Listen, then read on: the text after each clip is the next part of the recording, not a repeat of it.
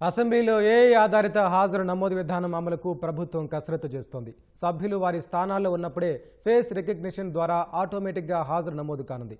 సభకు హాజరైన గైర్హాజరైన సభ్యుల సమాచారం నిర్దిష్ట కాల వ్యవధిలో సీఎం డాష్బోర్డుకు చేరనుంది.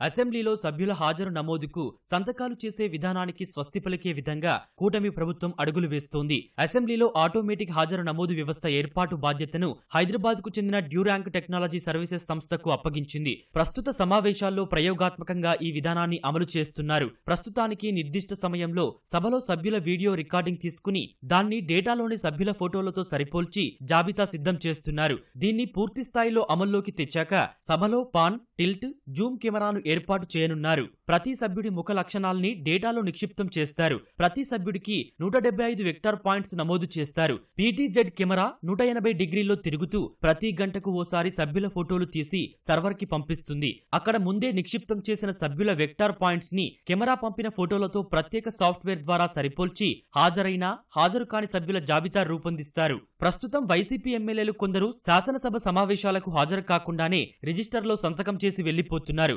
ఆటోమేటిక్ విధానం అమల్లోకి వస్తే దీనికి అడ్డుకట్ట పడనుంది.